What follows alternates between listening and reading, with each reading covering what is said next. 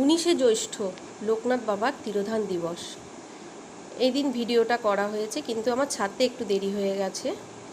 আমি বাবাকে কিভাবে স্নান করিয়েছি, পুজো দিয়েছি, তারই ছবি আপনাদের সামনে তুলে ধরছি।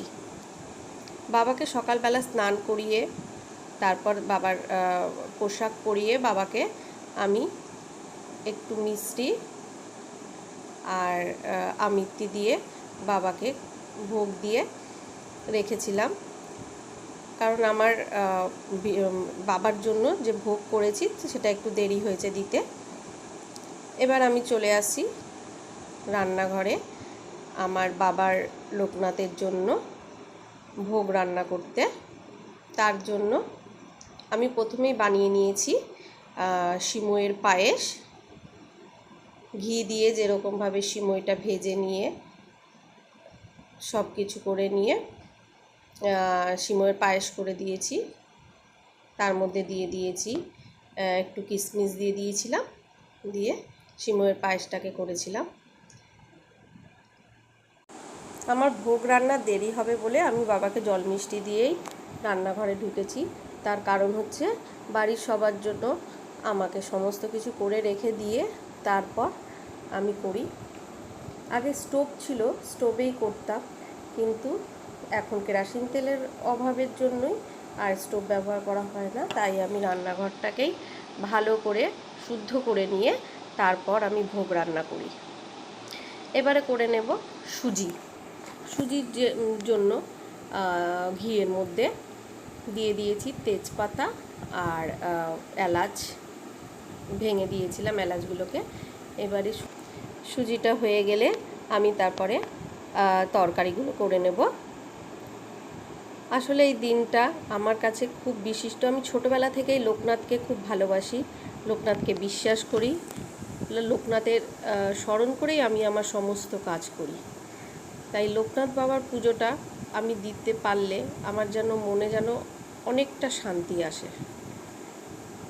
তারপর সুজিটা কমপ্লিট হয়ে গেছে। এইবারে আমি করব হচ্ছে ফুলকপি আলু দিয়ে তরকারি করব, আর ভাজাগুলো 5 রকমের যে ভাজা সেটাকেও ভেজে নেব।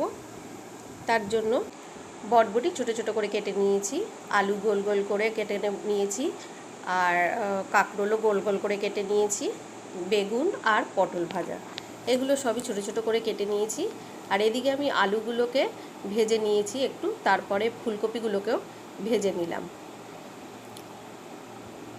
এদিকে আমার 5 রকম ভাজা মোটামুটি করে নেব, করে নিয়ে তারপরে চলে যাব তরকারির দিকে। তার জন্য একটা পেস্ট করে নিয়েছি, জিরে, ধনে, গুঁড়ো লঙ্কা আর হচ্ছে হলুদ এই দিয়ে, আর আদা গ্রেট করে নিয়েছিলাম। করে নিয়ে এটাকে একটা জল দিয়ে একটা পেস্ট বানিয়ে রেখে দেব তরকারিটার জন্য। এবারে সব রকম ভাজা কমপ্লিট হয়ে গেছে, তারপরে আমি তরকারিটা বসিয়ে দেব। তরকারিটা বসানোর জন্য আমি কড়ার মধ্যেই তেল দিয়ে আর একটু কাজু ভেজে নিয়েছি। তারপরে আমি তেজপাতা, যেহেতু জিরেটা আমার ঠাকুর ঘরে গোটা জিরেটা ছিল না ঠাকুর ঘরের জন্য, তাই জন্য শুধু তেজপাতাই ফোড়ন দিয়েছি। আর এর মধ্যে দিয়ে দিয়েছি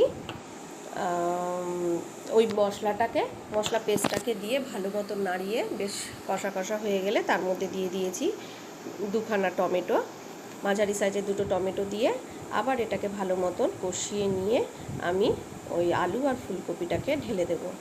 এবার এটাকেও ভালো মতো কষিয়ে নিয়ে জল দিয়ে পরে নামাবার আগে মিষ্টি আর ঘি দিয়ে নামিয়ে নেব। তারপরে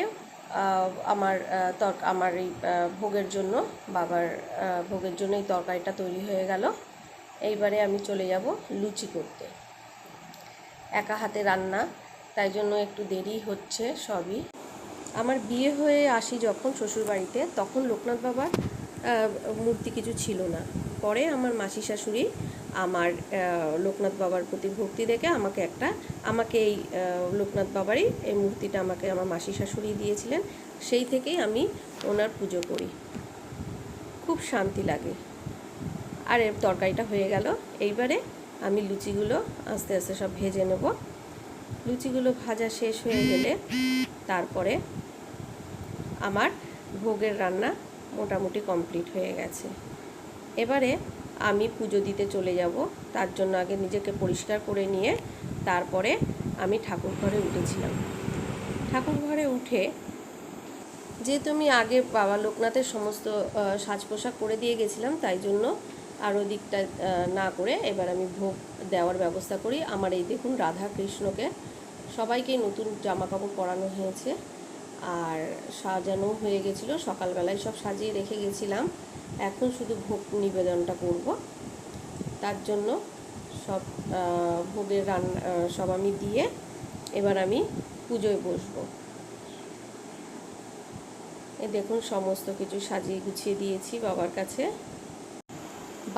বাবা লোকনাথেরও কোনো মন্ত্র নেই আর আমার কাছেও কোনো মন্ত্র জানা নেই, তাই আমি যেভাবে পেরেছি নিজের মতন করে আমি এইভাবেই পুজো করি। কোনো ব্রাহ্মণকেও ডাকি না, নিজে থেকেই আমি পুজোটা সারি, পাঁচালি পরে দিই আর বাবাকে ভোগ দিয়ে দিই, আরাধনা করি। ব্যাস, এটাই আমার কাছে আমার ভক্তি, আমার শ্রদ্ধা, আমার সব কিছু। আমার বাবা লোকনাথকে আমার আরাধনা করা হয়ে গেছে।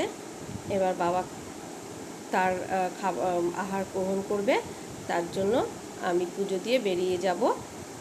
আমার ভিডিওটা ভালো লেগে থাকলে আমাকে আমার বাবা লোকনাথকে ভালো লেগে থাকলে একটা লাইক, কমেন্ট আর সাবস্ক্রাইব অবশ্যই করে যাবেন।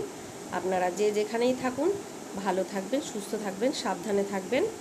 দেখা হবে পরের একটা ভিডিওতে আপনাদের সামনে। আবার আমি যাতে আসতে পারি তার জন্য আমাকে একটা সাবস্ক্রাইব করে দিয়ে আমার পাশে থাকবেন।